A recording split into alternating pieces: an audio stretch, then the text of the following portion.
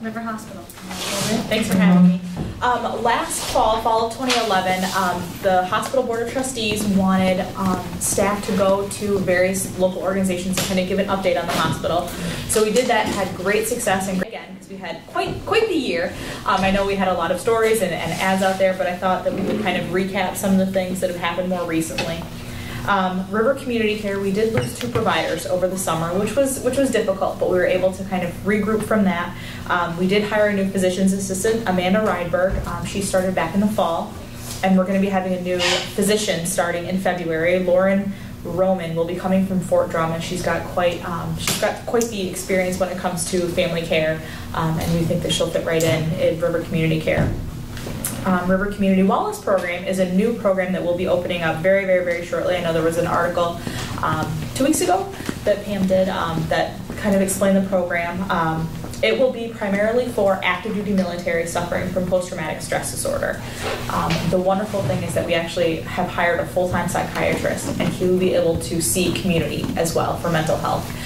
That'll be a little slow to start to try and figure out the kinks from it, but that's a big step, and I know that that's a huge need. Everywhere we go, we hear,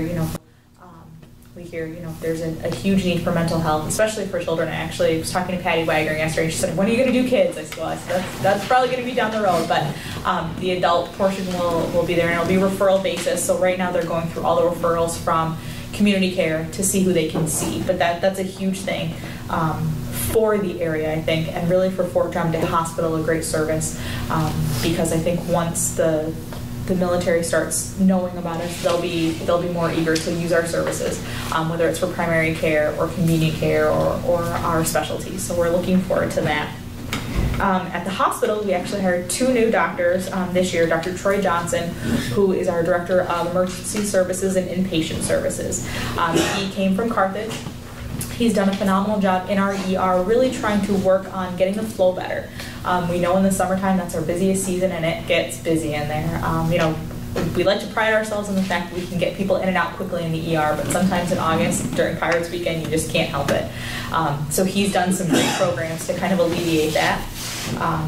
One of them is River Hospital Convenient Care, and I'm sure you've heard of it. If you haven't, it is a great kind of urgent care type service where if you can't get into your primary care provider, or if you have an urgent need and you don't have a primary care provider, instead of going to the ER, maybe it's just for an earache. You can that day or the next morning as soon as possible. I know Jim had a great experience there with Marcia and Brad, our new PA. It's just been a really great service. We've heard really positive things about it, and that's located right in the hospital on the 2nd floor. Marcia Graves is our LPN there, and she will take phenomenal care of you. We've also hired Dr. Alfredo Torres. He just started actually back in December. He's a hospitalist, so his primary role will be to help with our acute and our swing bed. So patients that are there for a couple days will have a hospitalist right on staff that he can take care of them and get them the services that they need, convenient care. So that'll again alleviate some of our difficulties. And a few years ago, a study was done that the community wanted to see River Hospital have some more doctors. So we really kind of worked to do that and add more on staff. We're looking at expanding our ambulatory surgery offerings. We've got Dr. Ewing Chow, Dr. Sani, and Dr. Colam's going to be doing ophthalmology services, which is fantastic. Dr. Ogden, who's going to be doing gynecological procedures. Dr. Brandy, who does vein procedures. Dr. Harmon, who does ear, nose, and throat, and I know that's another huge need in the area for those that have little children. It's hard to get them in to see an ENT when they need tubes and things like that, so we're very excited. We're going to be increasing the days that he's actually going to be providing surgery. Dr. Bem for colorectal, and then Dr. Yitta, who I'm sure a lot of you know from the area. He'll be doing general surgery still. We're always looking to see what other offerings we can have in the ASU just to kind of meet any community need, and also Fort Drum too. We're looking to see if there's maybe any providers that can do surgical procedures for active duty and they just need the OR. So we're looking to see if we can offer that.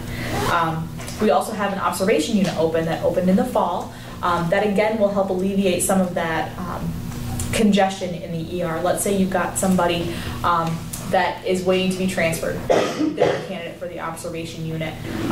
Personal experience, my father-in-law, Jeff Bates, I'm sure a lot of you know him, had a little incident with his heart pump over the summer and needed to get from the Bay to Cleveland, and Cleveland wasn't going to be able to pick him up for 6 or 7 hours. So we're kind of hanging out in the ER. There was nothing really wrong with him, but they needed to see him, so we're taking up a bed.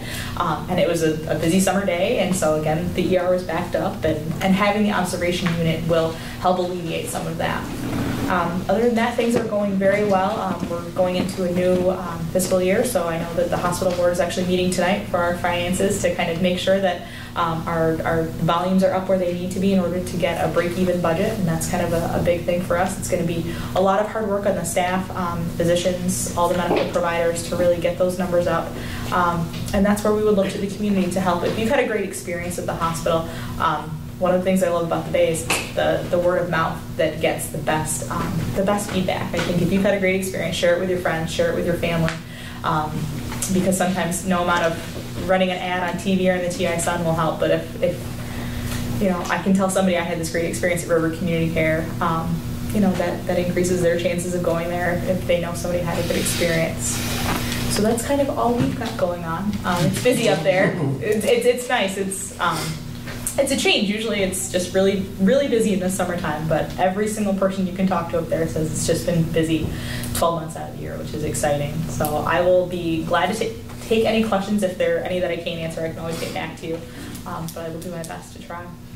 So thanks again. Thank you. Sounds busy. Yeah, why were you